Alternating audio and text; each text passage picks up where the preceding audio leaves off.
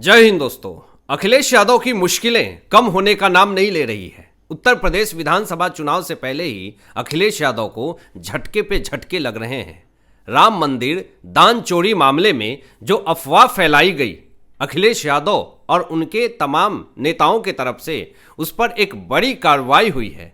SIT जांच को लेकर के बड़ी खबर सामने आ रही है। आपको बता दें, जो बड़ी खबर यह है कि राम मंदिर ट्रस्ट ने एसआईटी जांच की मांग कर दी, निष्पक्ष तरीके से जांच की मांग कर दी दान चोरी मामले में, कि अगर राम मंदिर दान चोरी में कुछ बड़ा घपला हुआ है तो इस पे एसआईटी की जांच होनी चाहिए और जो भ्रम है लोगों का दूर होना चाहिए। अब इससे जुड़ी एक और बड़ी खबर सामने आती है कि सरकार ने एसआईटी जांच के लिए गठन कर दिया है, यानी अब एसआईटी जांच करेगी दान चोरी मामले में। और राम मंदिर ट्रस्ट ने जो निष्पक्ष तरीके से जांच की मांग करी, इससे विरोधियों और विपक्षियों का मुंह बंद हो गया। बहुत सारे लोगों ने अफवाह फैलाने की कोशिश करी, उत्तर प्रदेश विधानसभा चुनाव से पहले एक प्रोपोगेंडा फैलाने की कोशिश करी, लेकिन यह प्रोपोगेंडा पूरी तरीके से असफल साबित हो रहा है। कुछ लोग तो यह भी कह रहे हैं कि जो आज तक राम मंदिर में दान नहीं दिए वो दान चोरी का आरोप लगा रहे हैं। बहुत तरह की बातें, बहुत तरह की अटकलें सामने आ रही है। लेकिन आपको बता दें कि यहां पर एक बड़ी खबर सामने यह आती है कि राम मंदिर ट्रस्ट ने योगी आदित्यनाथ जी को पत्र लिखा और कहा कि जनमानस में फैल रही है कई प्रकार की शंकाएं, इसको दूर करें, क्योंकि यह बहुत ही गलत है। बहुत सारे लोगों का आस्था है राम मंदिर को लेकर के। और आप जरा सोचें कि राम मंदिर में 24 घंटे पूजा होती है, कोई भी अनुपस्थित नहीं होता है वहां पे, चारों तरफ सीसीटीवी फुटेज लगे हुए हैं और मंत्र लाखों से ज्यादा बार वहां पे उच्चारण हो चुके हैं। तो वहां का जो ऑरा है, जो वहां की शक्ति है, वो अपर लेवल की है, वो सीधा ब्रह्मांड तक जुड़ती है। अगर वहां पे किसी ने चोरी करने की भी सोची, चोरी करना नहीं, चोरी करने की सिर्फ सोची, तो उसके जीवन में प्रलय आ जाएगा।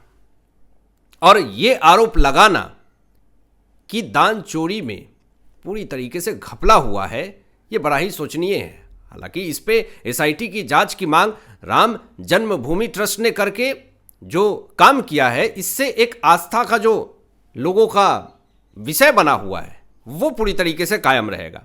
लेकिन आपको बता दें, इससे जुड़ी बड़ी खबर यह है कि ट्रस्ट का मानना है कि मंदिर की पवित्रता और भक्तों की आस्था से जुड़े संवेदनशील मामले में किसी भी प्रकार की भ्रामक जानकारी समाज में गलत संदेश पैदा कर सकती है। वहाँ पे बहुत सारे भक्त जन आते हैं, बहुत सारे लोगों की पवित्रता वहाँ पर उपस्थित हैं, और कहीं ना कहीं ऐसे आरोप अगर लगाए जाते हैं तो बहुत सारे लोगों का आस्था जो है वो डगमगाता है। और इसीलिए एक बड़ी और सख्त कार्रवाई की मांग राम जन्मभूमि ट्रस्ट ने करी है। आपको बता दें कि अखिलेश यादव ने दावा किया था, आरोप लगाया था कि दान पेटी से राम मंदिर के 7.5 करोड़ से ज़्यादा की चोरी हुई है। यह भी दावा किया गया कि 3 करोड़ रुपए दान पेटी से जब काउंट हुए तो उसमें कम निकले। बहुत तरह तरह की आरोप लगाए गए हैं। लेकिन मैं आपको ऐसी बात बता रहा हूं, ऐसी बात बताने वाला हूं अभी, जिससे कहीं ना कहीं जो अखिलेश यादव जो ये आरोप लगा रहे हैं वो पूरी तरीके से गलत साबित हो सकता है।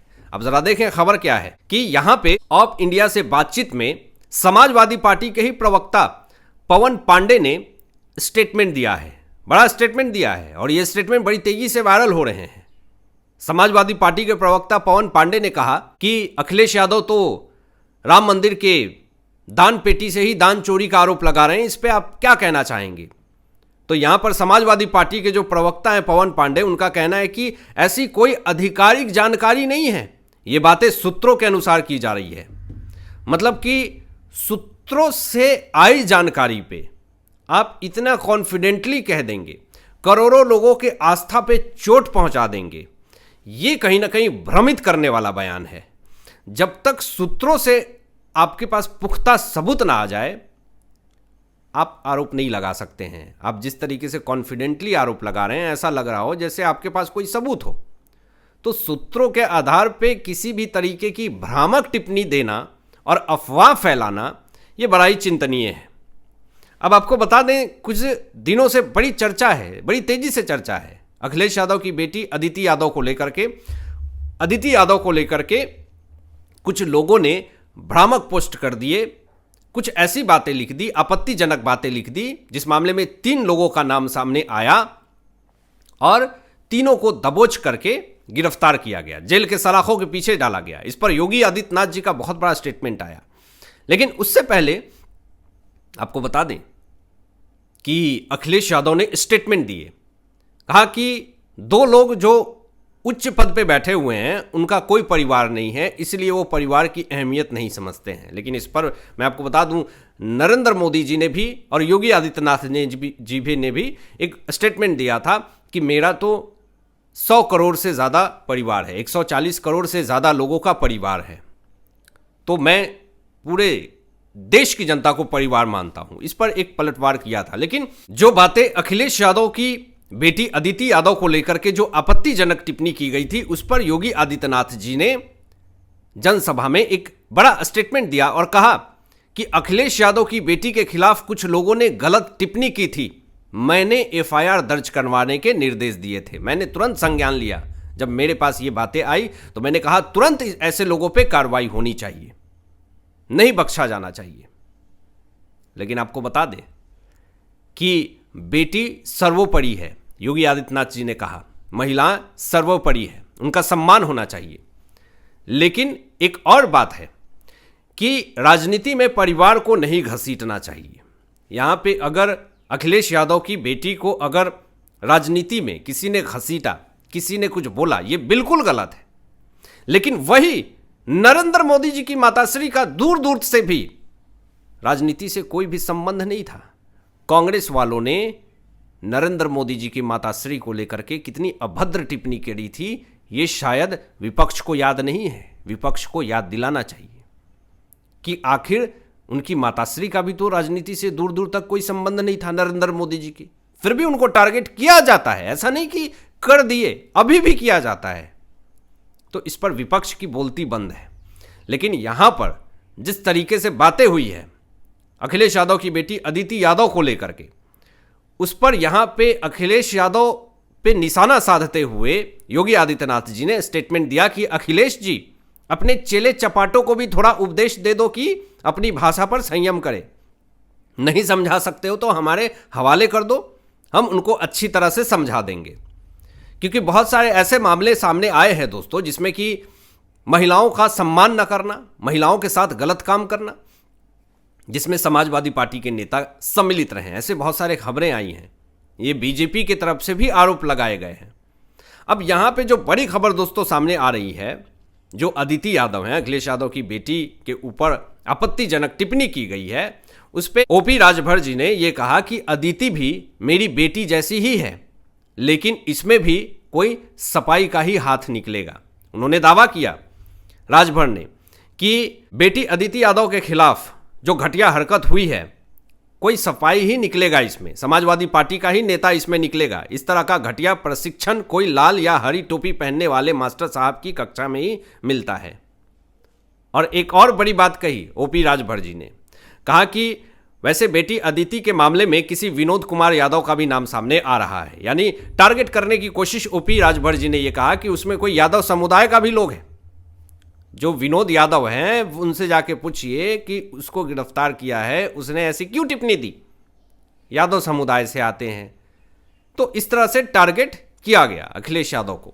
आपको बता दें कि 2027 विधानसभा चुनाव से पहले ही अखिलेश यादव धमकाने की कोशिश कर रहे हैं और ये कह रहे हैं कि अगर सरकार बनी तो सख्त कार्रवाई करेंगे, और जितने भी उत्तर प्रदेश में इनकाउंटर हो रहे हैं उसको पूरी तरीके से फर्जी बताया। लेकिन आपको बता दें कि यूपी के इटावा में दुष्कर्म की कोशिश करने वाले का 4 घंटे में इनकाउंटर हो जाता है। अब यहाँ पे सवाल खड़े होंगे कि आप इनकाउंटर को फर्जी बता रहे हैं, लेकिन किसी के साथ दुष्कर्म किया जा रहा है, किसी के साथ गलत काम करने की कोशिश करी जा रही है, और ऐसे लोगों का अगर 4 घंटे में उत्तर प्रदेश की पुलिस इनकाउंटर कर रही है, उसको घायल करके सलाखों के पीछे भेज रही है, तो ये इनकाउंटर फर्जी कैसे हो गया? ये सवाल पूछे जा रहे हैं अखिलेश यादव से। क्या बताएं कि इनकाउंटर किस बेसिस पे आप इसको फर्जी बता रहे हैं? लॉ एंड ऑर्डर को सेव कर रहे हैं, सुरक्षित कर रहे हैं, उत्तर प्रदेश की कानून व्यवस्था को मजबूत करने की कोशिश कर रहे हैं, ताकि कल को किसी भी बेटी माता बहनों के साथ गलत ना हो। अभी दोस्तों एक बड़ी खबर सामने आई है गाजियाबाद में, जो जिम ट्रेनर की पहचान को लेकर के। आजकल गाजियाबाद में बड़ी तेजी से धर्मांतरण हो रहा है, तो जिम ट्रेनर अगर पहचान छिपाता है तो वो मुश्किल में पड़ सकता है। अब पहचान छिपाना आसान नहीं है जिम ट्रेनर के लिए। आपको बता दें, बड़ी खबर की शामली में सामने आए धर्मांतरण के आरोप के बाद गाजियाबाद प्रशासन अलर्ट मोड में आ गई है। सभी ट्रेनरों का एक डाटाबेस भी तैयार किया जा रहा है। अगर नाम छिपाया तो एफआईआर दर्ज होगा और अब जिम ट्रेनर्स का पूरा पुलिस वेरिफिकेशन होगा और आईडी कार्ड भी पहनना पड़ेगा। कोई हिंदू माता बहनों के साथ नाम छिपा करके कुछ भी गलत करने की कोशिश करेगा, तुरंत पता चल जाएगा। अगर आईडी कार्ड पहने रहेंगे, अगर पता होगा कि ये मुसलमान है या फिर ये किसी भी समुदाय का है, जब आईडी वेरिफिकेशन होंगे, जब जिम ट्रेनर का पूरा वेरिफिकेशन होगा, उसमें ये पता चल जाएगा कि ये कौन से समुदाय का है। अगर इसने नाम पहचान छुपाने की कोशिश करी तो तुरंत उसे सलाखों के पीछे भेज दिया जाएगा। अब आपकी क्या सोच है, इन तमाम विषयों पे अपनी विचार व्यक्त कीजिएगा और मिलते हैं लेटेस्ट ब्रेकिंग एनालिसिस के बाद। तब तक अपना ध्यान रखें, ख्याल रखें। सत्यमेव जयते। जय हिंद।